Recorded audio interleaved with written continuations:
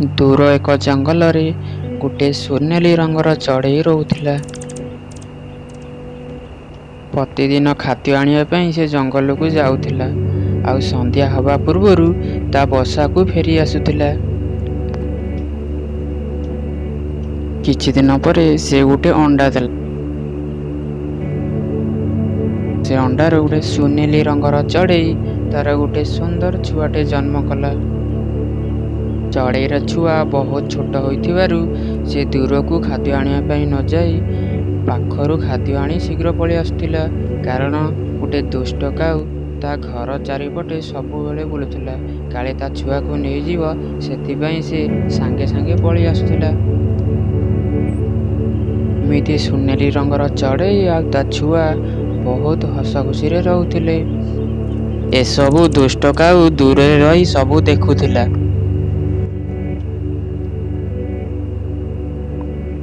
ସୁନେଲି ରଙ୍ଗର ଚଢ଼େଇ ଏବେ ଖାଦ୍ୟ ଆଣିବାକୁ ବାହାରକୁ ପଳେଇ ଗଲା।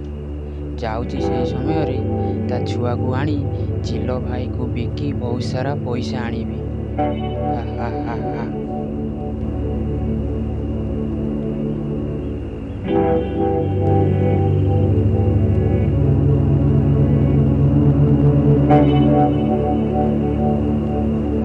ମା ମା ମତେ କିଏ ନେଇଯାଉଛି, ଶୀଘ୍ର ଆସେ।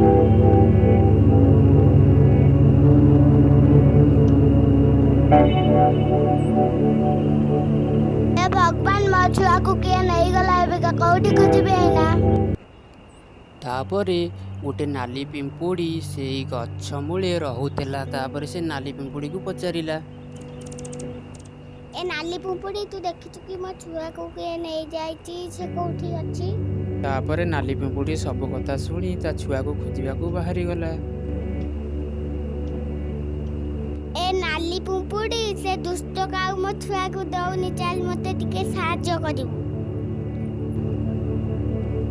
ହଉ ଠିକ ଅଛି, ଚାଲ। ଏ ଦୁଷ୍ଟ କାଉ ମୋ ଛୁଆକୁ ଛାଡ଼େ, ଶୀଘ୍ର ଛାଡ଼େ। ନା, ମୁଁ ଛାଡ଼ିବିନି, କ'ଣ କରିବା କଥା କର। ତାପରେ ନାଲି ପିମ୍ପୁଡ଼ି ଦୁଷ୍ଟ କାଉ ଉପରକୁ ଆକ୍ରମଣ କରିକି ତା ଦୁଇଟି ଆଖିକୁ ନଷ୍ଟ କରିଦେଲା। ତାପରେ ସୁନେଲି ରଙ୍ଗର ଚଢ଼େଇ ତା ଛୁଆକୁ ନେଇ ସେ ଜାଗାରୁ ପଳେଇଗଲେ।